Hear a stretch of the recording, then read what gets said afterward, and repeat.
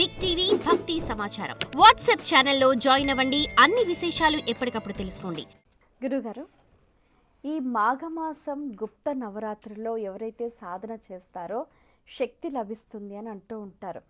అయితే అమ్మవారి నుండి వ్యక్తమైన ఆ శక్తి అనేది ఆ సాధన చేసే సాధకుడికి లభిస్తుంది అంటారు. అలా కాకుండా ఈ సకల జీవరాశులు ఉంటాయి కదా, అసలు అవి వాటి శక్తి అంటే ఈ అమ్మవారి శక్తి, అసలు ఈ శక్తి స్వరూపము వర్ణన దాని గురించి తెలియచేయండి. తప్పనిసరిగా తల్లి, ఈ గుప్త నవరాత్రులు చేసేటువంటి సాధకుడు ఎవరైనా కానీ లోక కళ్యాణార్థం కోసం తన యొక్క సాధనను సకల కోటి జీవరాశులకు పంచగలిగేటువంటి తత్వం కలిగి ఉండాలి. ఎందుకనంటే ఈ ప్రకృతిని ఆధారభూతంగా చేసుకునేటువంటి ఈ మంత్రోచ్చారణలో తన యొక్క కుండలిని శక్తిని జాగృతం చేసి ఈ ప్రకృతిలో ఉన్నటువంటి అనేకమైనటువంటి జ్ఞానశక్తిని తను సొంతం చేసుకొని దానిని దైవిక శక్తిగా భావించి ఈ ప్రకృతి నుంచి ఏర్పడినటువంటి సహజ సిద్ధంగా వచ్చినటువంటి ద్రవ్యాలు అంటే పుష్పాలు, జలం, అగ్ని ఇవన్నీ కూడా అమ్మవారికి ప్రసాదంగా సమర్పిస్తుంటారు. అలా ప్రసాదించేటప్పుడు శక్తికి సంబంధించి శక్తికి అలా చాలా రకరకాలుగా అమ్మవారికి ప్రసాదంగా నివేదనగా ఇస్తుంటారు. ఎగ్జాంపుల్గా మీకు చెప్పాలంటే యాదేవి సర్వభూతేషు అనేటువంటి ఒక మంత్రం మనం చదువుతుంటాం.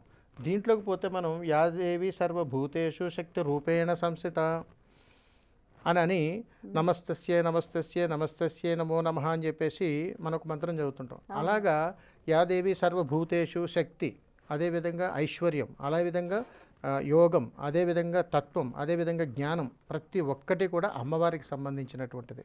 వీటన్నింటికి కూడా అనేక నమస్కారాలమ్మ, నమస్తస్యే నమస్తస్యే నమస్తస్యే నమో నమః అని చెబుతూ అనేక నమస్కారాలు నీకు తెలియజేస్తున్నానమ్మా.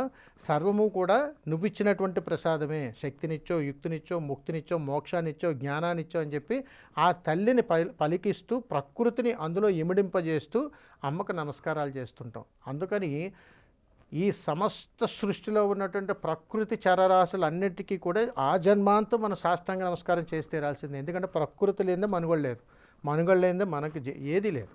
అందుకని తల్లి భగవంతుడు ఎక్కడో లేడు తల్లి. వీటన్నింటినీ కూడా మనకు అవకాశాలుగా మనం మార్చుకుని బ్రతుకుతున్నామంటే ఇందులో నేను గుర్తించలేకపోతే ఇంకా అంతకంటే ఇంకా ఏముంటుంది తల్లి. అందుకని ఈ గుప్త నవరాత్రుల్లో మాత్రమే అమ్మవారిని అనుష్ఠానం పొంది తల్లి యొక్క అతీతమైన శక్తిని తీసుకొని మన యొక్క తపశ్శక్తి ద్వారా ఈ సకల కోటి జీవరాశులకు అనుగ్రహాన్ని ఇచ్చేటువంటి ఏకైక నవరాత్రులుగా చెబుతుంటారు.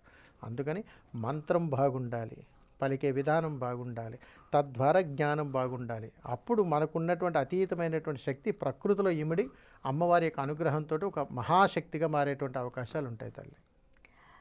గురుగారు, మనం గమనిస్తే కూడా ఈ మాఘమాసం గుప్త నవరాత్రుల్లో సాధన చేసే సాధకులు ఎక్కువగా ఏ సమయాన్ని ఎంచుకుంటారంటారు?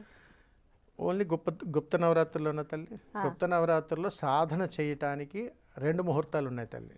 ఒకటి బ్రహ్మ ముహూర్తం, రెండవది అర్ధరాత్రి నిశీధ వేళ. అంటే సుమారు 11:54 నుండి 1:03 మధ్యలో. ఎందుకనంటే వీరు కఠినమైనటువంటి ఉపాసన చేస్తేనే అది ఉపయోగపడుతుంది తల్లి. అది గుర్తుపెట్టుకోవాలి. అంటే ఏ సమయం పడితే ఆ సమయంలో గుప్త నవరాత్రులు చేసేటువంటి సాధకులు సాధన చెయ్యరు. ఎందుకంటే గుప్త నవరాత్రులు చేసుకోవాలనుకునేటువంటి సాధకులు అమ్మవారి అనుగ్రహాన్ని పొందటానికి బ్రహ్మ ముహూర్తంలో దేహశుద్ధి చేసుకొని నిషీధి సమయంలో ఆత్మశుద్ధి జరుగుతుంది. అందుకని ఈ మధ్యలో జరిగేటువంటి ఈ 12 గంటల నిరాకంఠ ప్రయాణంలో వీరు చుట్టూ ఉన్నటువంటి ఉగ్రభూతాలన్నీ కూడా ఈ దేహాన్ని విపరీతమైనటువంటి పరీక్షలకు తీసుకొస్తుంటాయి. నిద్ర తీసుకొస్తే, రకరకాలు తీసుకొస్తే, వ్యామోహాలు తీసుకొస్తే, కామకోరికలు తీసుకొస్తే, వైరాగ్యాన్ని తీసుకొస్తే, మా గురువుల మీద అసహ్యం తీసుకొస్తే, చుట్టూ ఉన్న పరిసరాల మీద వ్యామోహాలు, అన్ని రకాలుగా లోభానికి గురయ్యేటట్లుగా ఈ పరీక్షలు ఉంటాయి తల్లి. వీటన్నింటినీ ఛేదించుకుని అర్ధరాత్రి సమయంలో 12 గంటల అంటే 11:54 నుంచి 1:03 మధ్యలో నిటారుగా కూర్చొని శ్వాసను నడుమలో మంత్రోచ్చారణ చేస్తూ తన దేహాన్ని శుద్ధి చేసుకుంటూ ఆత్మను మమేకం చేసుకుంటూ తన మనశ్శక్తితోటి ఆత్మశక్తితోటి కుండలి శక్తిని జాగృతం చేసి ఈ సూక్ష్మ ప్రయాణం ద్వారా అంటే మనకి బ్రహ్మరంధ్రం ద్వారా అతీతమైనటువంటి దైవశక్తిని చూడగలిగేటువంటి సమయం అది. అందుకని అంతటి అతీతమైనటువంటి సమయంలో మాత్రమే వారు అనుకున్నట్టుగా ఆ మంత్రానికి శక్తిని తీసుకునేటువంటి సమయంగా భావిస్తారు తప్ప ఎప్పుడు పడితే అప్పుడు ఎలా పడితే అలా చేయకూడదు. For more videos like this, subscribe Big TV channel.